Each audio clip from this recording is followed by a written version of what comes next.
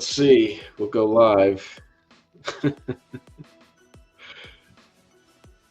All right. Literally, this is the first time I've done something like this. Usually I've been streaming on pump.fun, but hasn't been quite as successful. All Yeah, I right, never used it, to be honest, but I heard people are making good money there. yeah. Okay, cool. We're live. Yeah, let me just double check.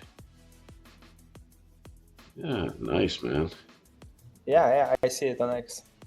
Cool. All right, we got some people in the chat too. Great. All right.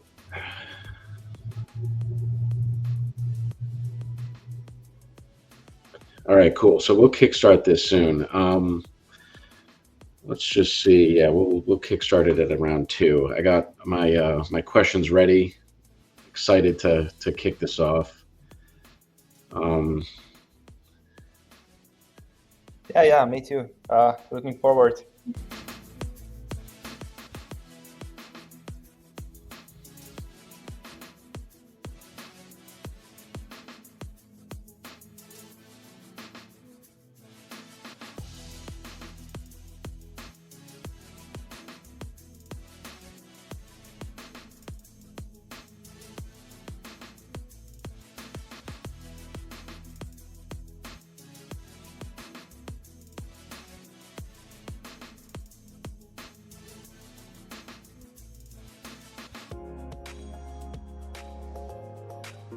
All right, man. Welcome to the Polyfactual. Let me turn my camera on right now. Yeah, man. So welcome. Thanks for coming to the. Thanks for doing this, by the way. And Yeah, sure. jumping Thanks on. for inviting me in. I was one of your first subscribers. I think I was one of your first subscribers because I subscribed like when I first got into prediction markets. I don't know how long you've been doing this, but I've had Substack for like a year, I think. Yeah, something like a year.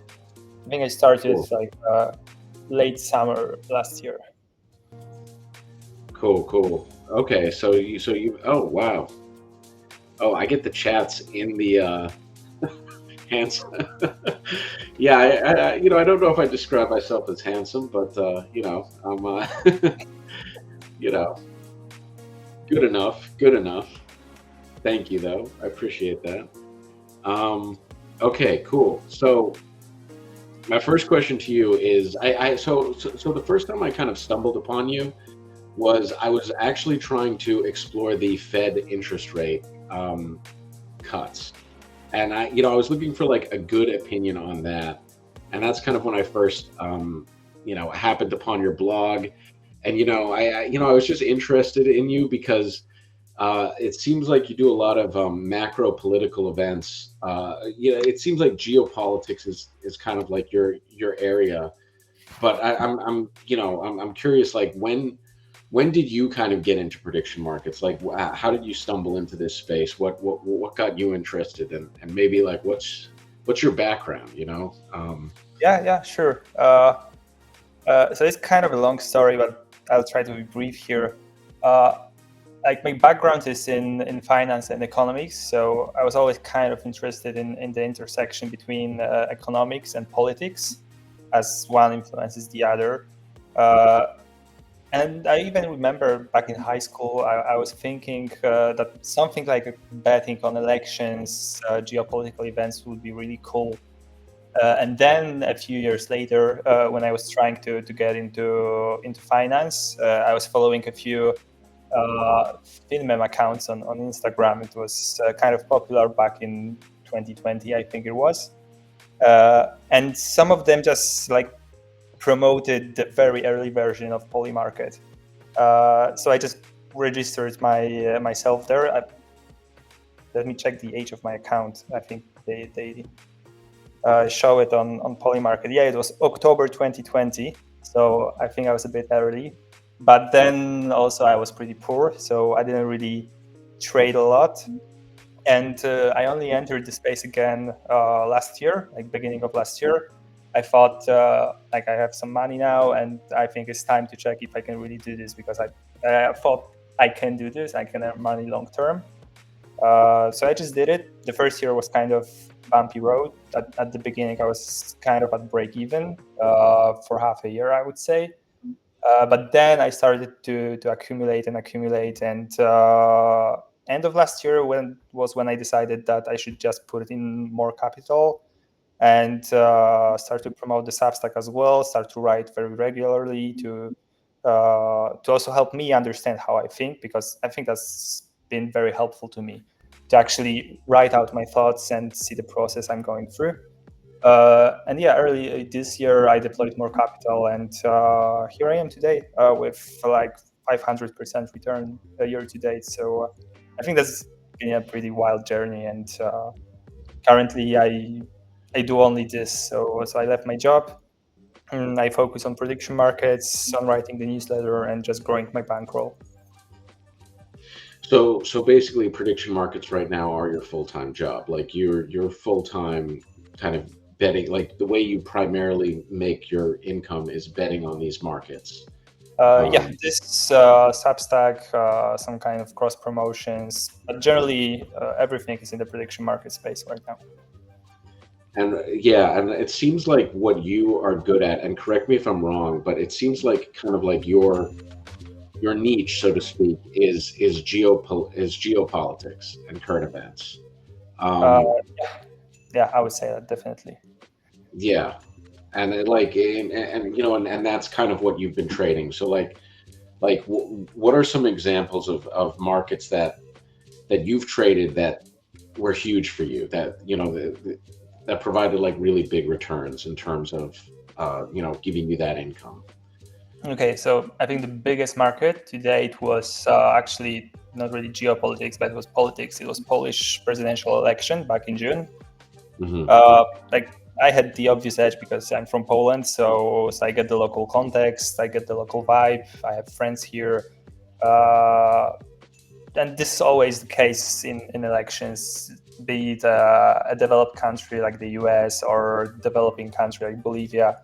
If you can read in a given language, you understand who is the influencer, who is the good one, who is the bad one, who people listen. Oh, I think you disappeared. Okay. Who people listen to, you got the actual edge. So there, I bet on Karol Nawrocki, so the current president, to win, despite the really bad coverage that the Western media gave him. Just because when you heard the news in the local language and you heard the reaction to the news, because there was a whole smear campaign about him, it was pretty clear that that was a very bad smear campaign, and almost no one believes it. So when people put like 14 cents on Nawrocki to win, I knew it was more like 50-50 or even 55-45 for him. So I just went very big on him. Relative to my bankroll, of course, there are some whales on the platform side compared to them. And overall on the election, I think I 2.5x my whole bankroll. That's crazy. Yeah, but other big markets were mostly ceasefires in Gaza and in Ukraine. But we can like speak about them later. Yeah, it's interesting. Like I think so it's interesting that we're so early. I feel like that, just having that inside knowledge, like, would you say, like, on prediction markets, would you say it's hard for me to understand because I haven't been involved in Polymarket for that long, but would you say that it's heavily focused on US politics right now, like politics from a US perspective? I know they've been expanding markets into like, I've seen a lot of like election markets from Poland, for instance. I've seen like other countries. But would you say like that's a newer thing? And like what's the vibe in terms of like the focus? And like, because you mentioned that being from Poland in and of itself gives you some sort of edge. So I'm just curious about that a little bit too.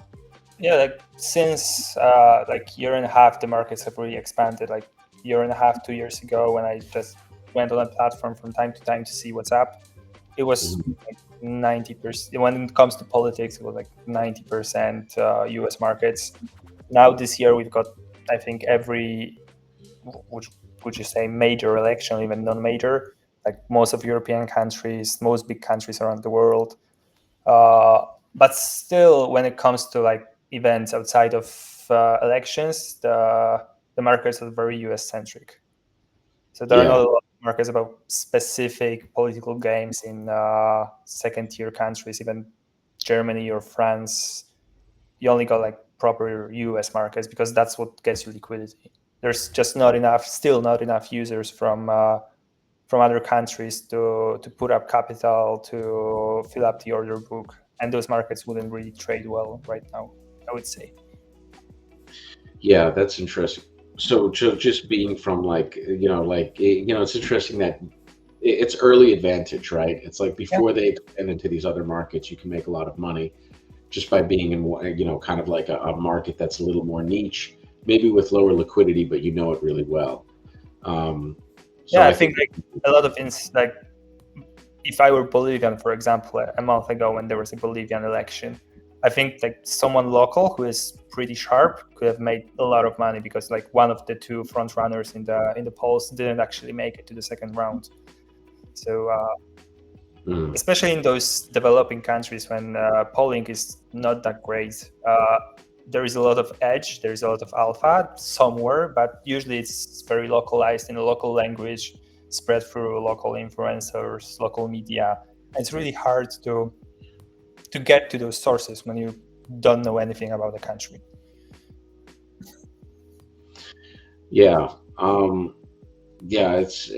So one of the things I kind of want to ask you is, what is your so first I want to kind of get into your process, right? Like, what is your process when you approach these trades? So that's kind of like the first question. And then I actually want to talk about some markets with you in the areas that you talk about a lot, because you have some interesting theories that are coming up right now. I think you're very insightful on, what's going on in the Fed, for instance. And I think that, I'm interested to hear more about your theories on Putin and, what's going on there, because I think you published a few days ago that, you had some insight onto this. So I guess my first kind of question is, when you're approaching these markets, beyond, let's say, asymmetric advantage that you may have, what is your approach? How do you break down that it's a good market to get into, and then how do you what is your kind of trading strategy? Do you trade narrative? Do you trade till resolution? Okay. I would say that generally I try to look for complex markets, like markets where there are a lot of moving parts, that basically the geopolitics, just because there is a lot of like missing information. So there are a lot of narratives in media, etc., but actually fundamental information is lacking. We don't know anything, for example, about the talks between Putin and Trump on the Alaska summit. We just know the 7-minute statement they made after the talks. We know some scraps from media, and that's it. But we don't actually know what they talk about. So, and also the matter is really complex. And what I do here is I try to fade the narrative completely and develop a fundamental thesis. So I try to think, what do I know? What is the situation on the ground? What are some facts that I can be certain of? And then I try to game theorize how this could develop in the future. So I think this is also my edge here, trying to really process the information I have, develop several theories, try to challenge them later on and see what is the most optimal path, in my opinion. And answering your second question, I don't really trade that much. I usually just do a lot of research, take up a position, and pretty much wait to the resolution. And what is it about geopolitics that that kind of interests you more so than other markets? Because you mentioned there's markets that are fast. There's markets that are mentioned markets are very fast if you're looking for fast trades. Easy kind of outro. What is it about in terms of geopolitical markets that are more enticing to you than say like pop culture, or things like that? Is there something specific about these types of markets that you really like? I think like the one thing that really gets me is that uh, some or even most of these geopolitical events actually have impact on our lives. Like, for example, I used to live in Poland, so when the war in Ukraine broke out, I was right next to it, and we got like millions of Ukrainian refugees, and each like development in the war actually had impact on my life, and trying to predict what happens next felt also worthwhile, regardless if I profited from it or not. These markets just feel way more consequential to me, and that's also what's interesting to me that way. Like I probably couldn't spend like hours researching pop culture. I would feel it's a bit like a vanity process.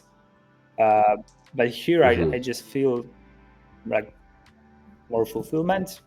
I don't know how to really describe it well, but there is something that just sticks right for me when I do geopolitics. Yeah, I'm actually in the same boat as you. I When I was first getting into prediction markets, I kind of looked at the landscape and I was like, okay, like there's a lot out there, right?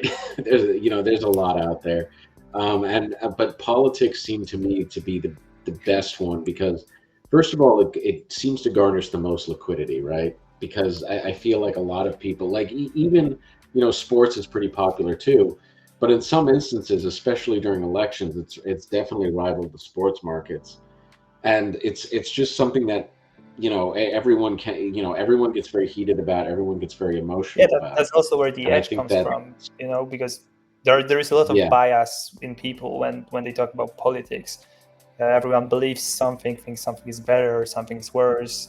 Someone do like Trump should do X or should do Y, and I think it also influences how they trade, like most of the time.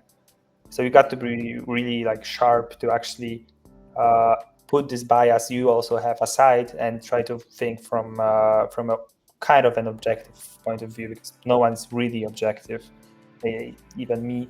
But I try to put my bias away and think of the solution even if I don't agree with it.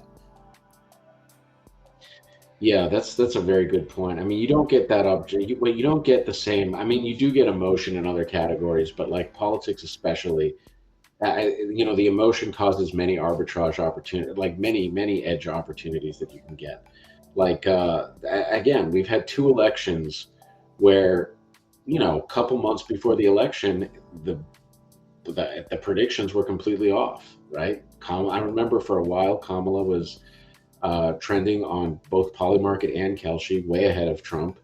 Same thing with Zoran Mamdani in New York. That there were a lot of people that thought that Cuomo was going to win, and like I do think that ties into the emotional factor. You can make money a little Yeah, easier that also way. US is a very Um, specific case, like currently at least since last three elections, the society is basically divided 50-50. And the mhm. results are usually so close that it's pretty difficult to actually predict who will win. But that's also what makes it interesting, because there are a lot of good theses, there are a lot of good judgments, a lot of sources of information that you can draw on and theorize what will be the outcome. And yeah, that also fuels the emotion, fuels the volume on those markets. They get popular. There's a whole flywheel effect on it.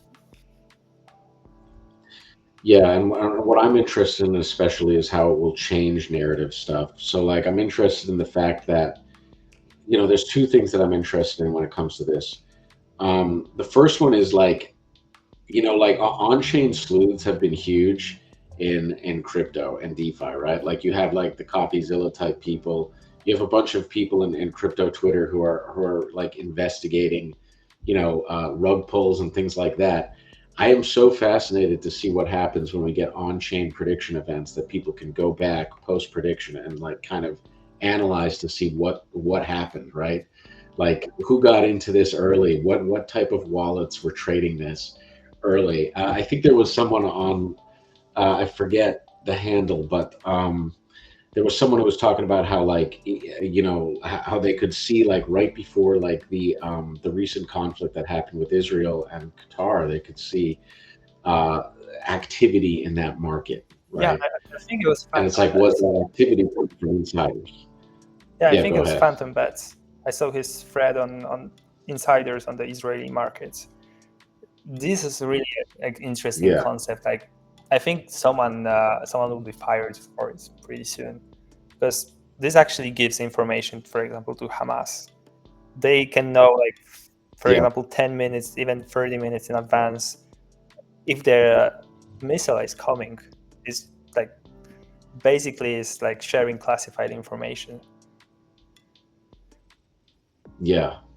It really is, and that's what's nuts. I mean, that's where I think prediction markets are going to change the game a little bit, and just prediction in general, right? Because if society is kind of moving in this direction of predicting outcomes, it's like predict the outcome for the outcome. It's like, you know what I'm saying? Like, there's going to be a whole industry of people who are just analyzing these markets, trying to figure out an edge, not just for money, but for geopolitical conflicts, which is like that's wild to think about that that's going to happen. But we know it's going to happen. But it's crazy. Um, Yeah, I think like up until 2028, we are looking at massive growth. Like it started to happen last year before the election, but now like Polymarket is going legal in the US. Uh, they got a lot of money. Kalshi also got a lot of money, so they will spend most of it on marketing. Uh, and 2028 with the election, that will be massive. I think we'll have like we had like a few billions of volume in 2024 election. I think we will easily break like tens of billions, maybe even approach 100. Like that's a very optimistic scenario, but I think it's possible given the amount of hype that is created around the markets. yeah, it seems to just touch all the right sectors, right? It touches all of the right like news, events, virality of those events tied into finance. It seems to just touch those very well. Um, so I'm expecting that. I'm expecting that to happen.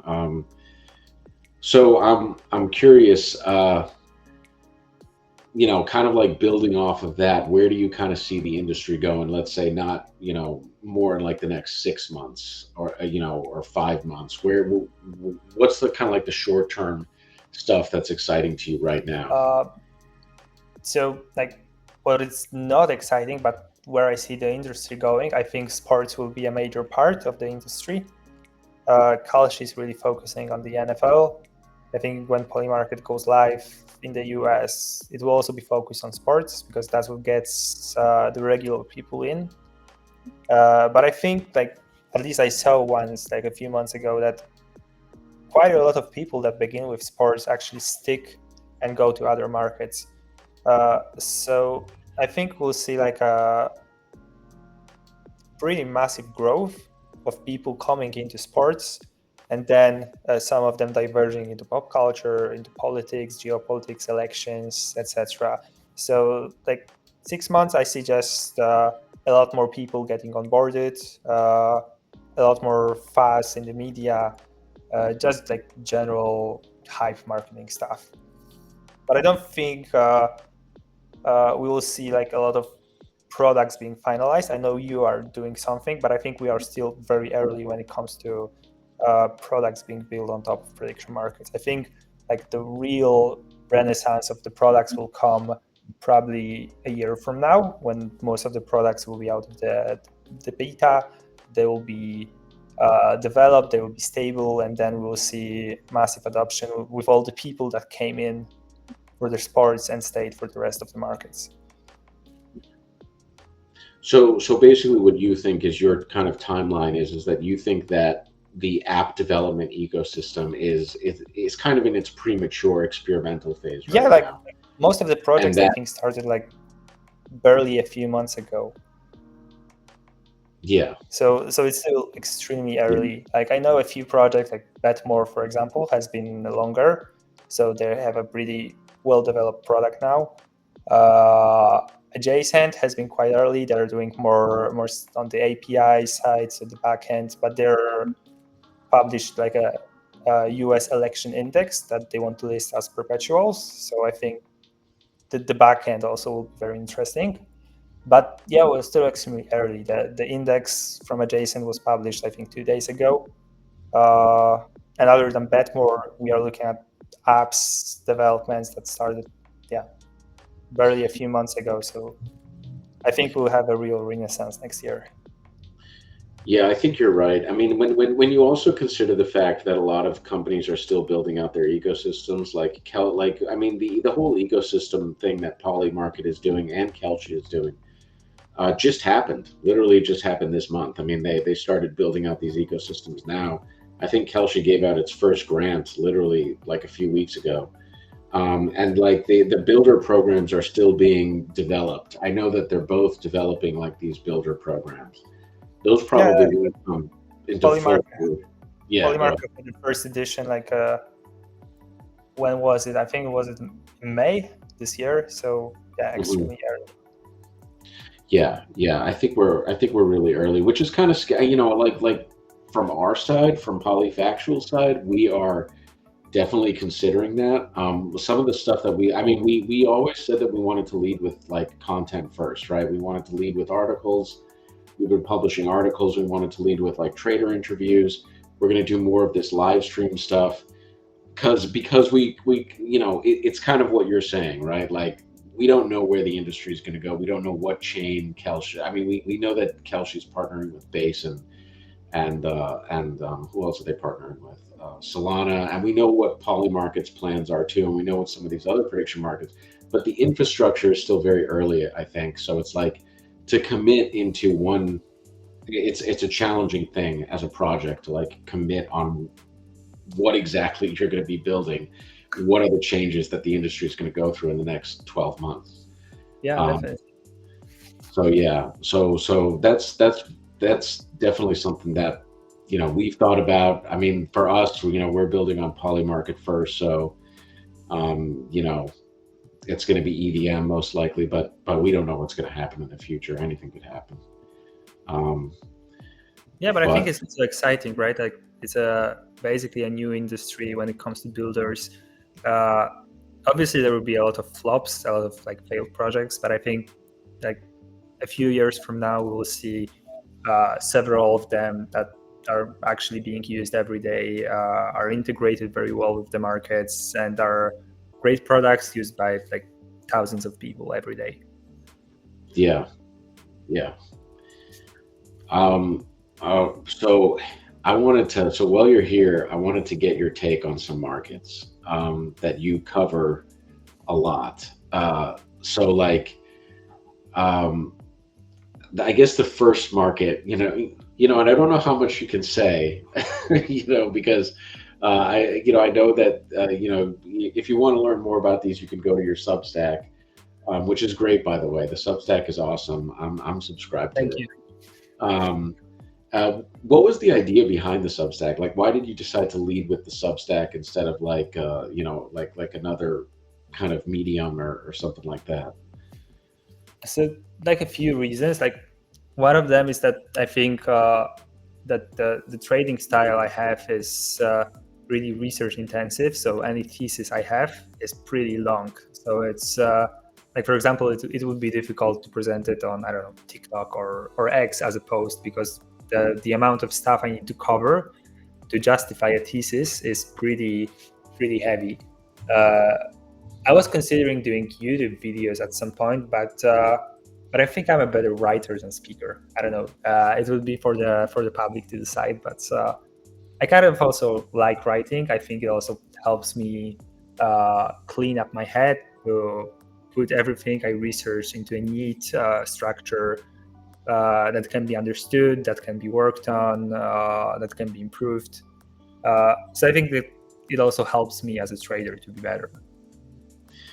Yeah, it's really hard to condense all of this stuff into a YouTube video.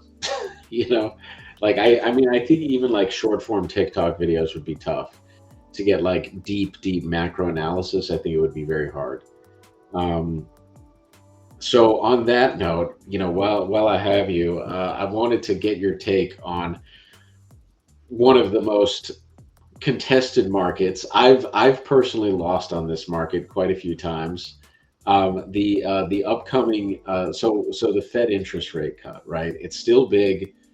Obviously, the Fed cut rates. For the longest time, I thought there was going to be no change. That's what I thought. And that Yeah. was just because I expected. You have some very smart people talking about inflation going up, right? Like I think what's his name, Juan Clune, like the guy who started like LLMs, right? I think his name's Juan Clune or Yeah. something. He was like going on like huge rants on X about like, oh yeah, Trump's gonna, it's all the inflation's gonna go up. And I was like, there's some very smart people saying that. I've looked into it myself. I feel like it's gonna happen. And then lo and behold, it wasn't enough to kind of justify the rate cuts. Plus, the tactics that Trump were using were pretty effective. I mean, it's debatable, but I'm curious to get your take, right? Because right now, if we go to the market on Polymarket, we're still sitting at like 83% for rate cuts right now for 25 BPS decrease. To me, it seems like like in my mind, I'm like that's still overpriced. But I'm curious to get your take on it. What do you think about this market? What's your take? Are you trading this market first of all? So I usually don't trade the interest rate markets. I think they're pretty difficult because often there is a divergence, at least in my opinion, between what should be done and what is done. Mm-hmm. It's not always easy to understand why they're doing it. But on the other hand, they're also pretty straightforward in communicating it. So like I had a big thesis on the September that they will not cut. It was published right after the Jackson Hole speech. But my thesis was mostly focused on the job data being not as bad as people were expecting, and inflation being like sustaining the strong momentum it has now. So like half of the thesis was right. The inflation is still on; it's not dropping, and it probably won't drop for a long time. But the jobs market is in a really bad shape, like worse than people imagined. And like with the dual mandate they have, I think they're just forced to take care of the labor market first. And that's the whole idea behind the cuts. Like Yeah, their hand is forced. It's not exactly the monetary policy fault that the labor market is weak, but they need to stimulate it somehow. Like otherwise, all the blame for the recession would go on the Fed. yeah, it's really like we're in a really weird time because it's like we the labor market is weak, but we're not quite sure why. And I know, well, I don't think anyone's come into a definitive reason yet. I mean, the clearly the industries that are the weakest are like manufacturing and the industries that are the strongest are healthcare. I think finance was still doing well the last time I checked. Um, it's kind of an interesting thing. But meanwhile, inflation is it's maybe crawling up, but it's not going up that fast. I do know that the last report we got right after they cut rates was I tweeted about that I think unemployment claims are improving. So I don't know what that means. That was just some short-term data though. So I don't know. It's definitely a weird market, but something that struck me that you just said was we don't know why they make their decisions, right? And I actually remember Powell saying really recently that yes, we are dependent completely on government data. It's interesting because we don't know if that data is accurate or not.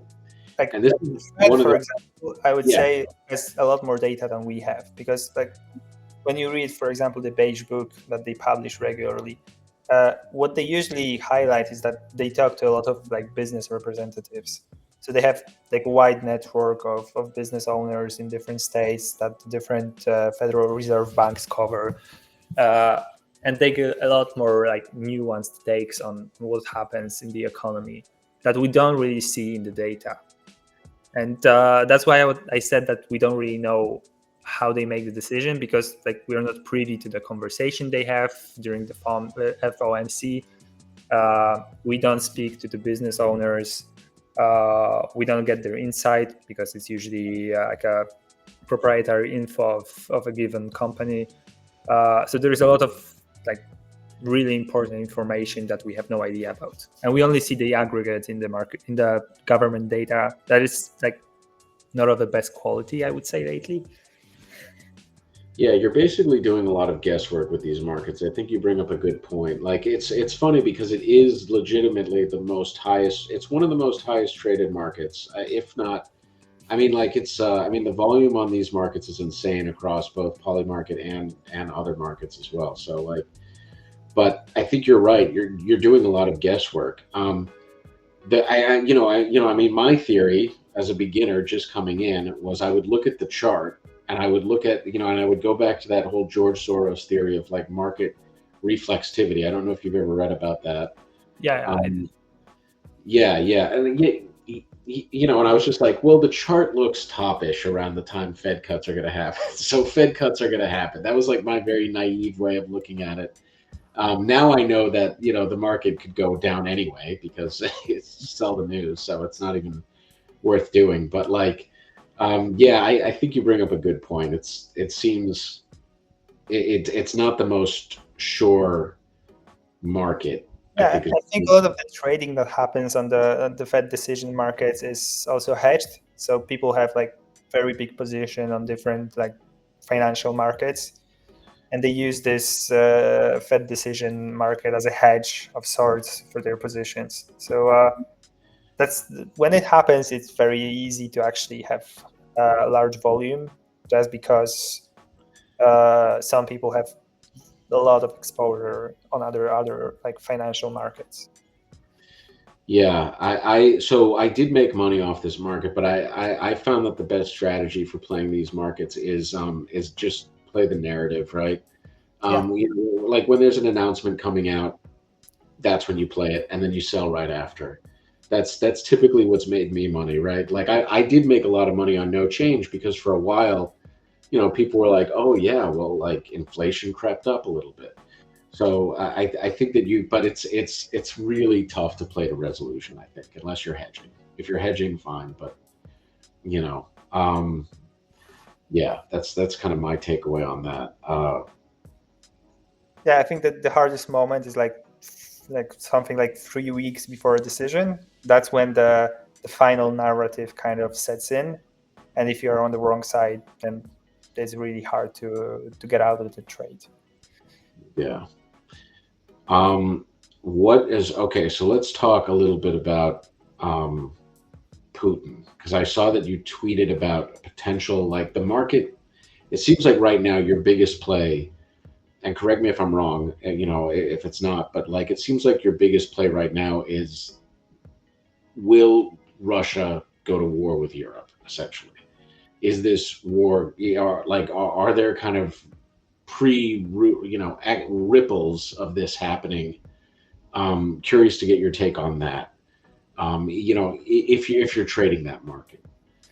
Yeah, look, you're referencing a bit to my article, but it's a catchy title. But obviously, I don't really think Putin is going to suddenly invade, I don't know, Finland or Estonia and just go at it, because it wouldn't make any sense for him. But I do think that this is an interesting like time for the whole Ukraine war, Mhm. especially with the comments that Trump made yesterday and the rumors about the fuel shortage in Russia. Uh, Also, the fact that the war is going on for almost 4 years now. I think like for the last 3 years or so, this is basically the same thing. Like the front line is barely moving, people are just dying, and everyone says it's just a war of attrition, and who'll be tired first, then that side will lose. But I think like this is the exact moment we should see something strange happening just to upend all this narrative, just to change something on the front line to make one side have better chances of winning than the other. And especially since we saw the drone incursion in Poland, we saw the jets incursion in Estonia, we saw a few drones, I think it was above Oslo, Copenhagen. We also saw like a cyber attack on airports in Europe. I think like something is intensifying in the background. I think like some kind of diversion is coming, just to change the calculus a bit for both sides. And is this diversion, do you think, is it going to be more on the side of like, is it going to be more dovish or hawkish, I guess, in terms of gesture? You mean for the like ceasefire or for the end of like? I think it will it will move the war ahead, so it will move it closer to the resolution. But it's really hard to say on what terms it will actually resolve. I would say like it's still way too early to actually assess that. I've been trying to look at markets to play this. I did try and play the Zelensky ceasefire, like the whole Zelensky ceasefire, which again, great narrative play, right? Like as soon as Putin met with, like Trump was obviously going to be very positive about the whole meeting that he had with Putin. And that kind of created hype in the market. And you could play that up until they had that massive summit in Washington. And it went up a little bit. But I'm curious to know how, there's so many markets on this. I'm just curious to know what market, like, have you been looking at any of these markets, any of these niche markets that maybe we should take a look at in regards to this situation that might be unfolding? It's like here I like the smaller markets, I would say. So for example, there's a market on Russian incursion in Polish airspace by the end of the month. So it's. Oh yeah. Oh, right here, right? Oh no, the third one. Oh, third one. Yeah, like this one is probably less interesting than it was 2 weeks ago because the month ends pretty soon. But I hope and I think we'll see like by the end of October, by the end of November, etc., like this market should become a regular thing. And I just think there will be a lot more provocations of this sort, and we will just see a lot more action outside of Ukraine. And this is an interesting market to actually get exposure for this, because even if it's not an incursion into Poland, an incursion into Finland will also make this market spike. So even if you don't have a specific country here, any provocation that involves flying something into the airspace will spike this market, because overall it will raise the odds that something like this will happen again.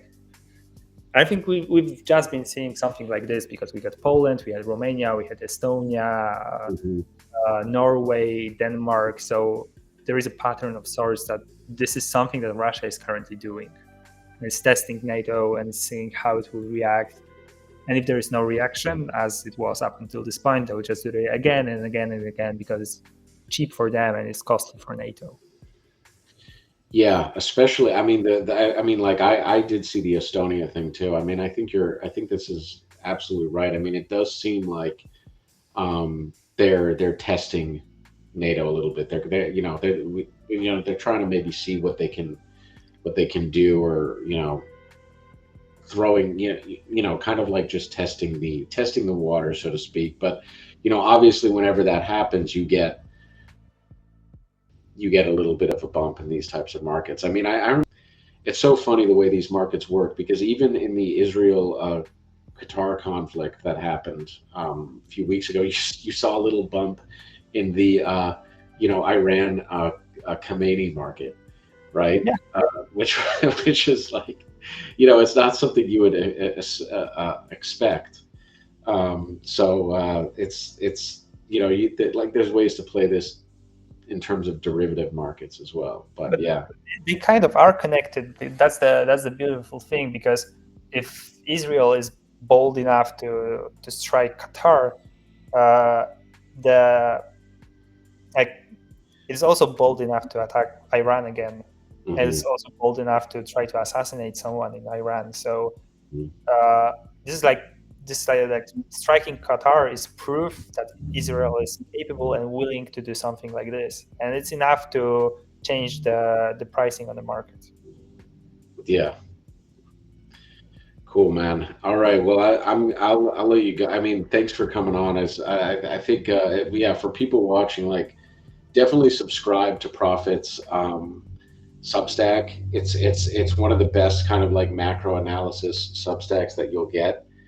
Focused entirely or mainly on geopolitical events, on like the big geopolitical events that are happening, and you just get a really good kind of overall analysis of what's going on. I'm curious, like as kind of like a final thing, Profit, like what in terms of like, besides this, is there anything on the horizon we should be looking out for, like in terms of like markets you're looking at, besides the Russian market, which you just covered, and then of course we talked about the Fed a little bit, but is there any other sort of thing that you're kind of excited about? So I think like the region that gets a lot of attention when it comes to geopolitics is the Middle East, and I think there are a few places. Like the main one is obviously the Gaza ceasefire. Like from time to time, there is like a renewed effort to make a ceasefire, to exchange the hostages. That's the moment usually the odds for a ceasefire spike. But as long as the situation remains quite the same on the ground, so Israel is invading Gaza, taking the territory, it's not really willing to compromise. And on the other hand, you've got Hamas, and like Muslim people are not people who surrender. It's like they prefer to die for their faith. They prefer to die for the ideology. So like if there is no sabotage on their side, like those two sides won't come to an agreement. So this is usually the moment you can just come in and grab some cheap ceasefire and snows on a short timeline. And also, I think like I've been writing about it on my Substack a few months ago, that Israel didn't really finish the job when it comes to Iran. Like nothing was really achieved. Like they bombed something, they killed like a lot of people, but the uranium is still there, the enrichment capacity is still there, and the regime is still there. So you should expect that Israel will strike Iran sooner or later, because they have a job to finish. And if they don't, in a few years, Iran will be stronger because it will buy a lot more defensive equipment, and it will be a lot harder to actually inflict any damage on them. Yeah, that's great, Alpha, to be honest. Like, it's just like, I mean, the people that got their goal accomplished were the U.S., right? I mean, that's basically the goal. But I think that was just lumped in with Israel. But yeah, Israel didn't really gain anything from that situation because, so it makes total sense that they would go back at it again. And of course, the posturing of Israel is definitely getting more and more like, attack on all fronts type of thing, hyper aggressive. So it does seem like, I think that's interesting. Like, while these markets are dead, you're saying there's an opportunity to kind of play them right now, jump in. Yeah, of course, nothing is financial advice, just to cover legally. And yeah, thank you for the promotion of my Substack. I hope some of you will come in and have a look. I have a free trial as well for 7 days if you want to check my writing. And yeah, also check if you didn't Polyfactual. I think the Project X you're making on the liquidity, I think it has great potential. I'm looking forward to the launch to actually see it in real life. Yeah, we have a whole bunch of stuff coming up. So we have a bit of a surprise that we're going to launch soon. And I think that's going to be very exciting. I'm not going to talk too much about it, but we have a surprise coming up. And then, of course, we have our liquidity protocol, which we've been writing about, TBTs, truth-backed tokens, which is something that we'll kind of explain more, like as as we go on. But yeah, if anyone wants to check out kind of what we're working on right now, white paper is live in our Telegram. You can check it out. You can read about it. There's more there, but some super exciting stuff on the horizon for sure. Yeah. Cool.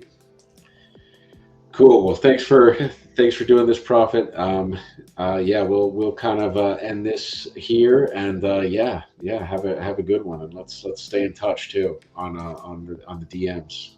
Yeah, sure. Thanks for having me, and I hope to see you soon. Yeah. I'm doing some another interview, maybe with other traders. I think like a discussion panel when something happens. It's also a interesting avenue to explore when it comes to content. So honestly, we should have like a monitor the situation type of thing where we just have like, I have like 10 seats that I can get in here. If we did that, I'd be totally down. We could just get like 10 traders in here just monitoring the situation for like the big crisis events. That would be pretty fun. Yeah, that would be cool. Something to think about. Cool, man. All right. See you later. Yeah, see you later. Cheers. Cheers.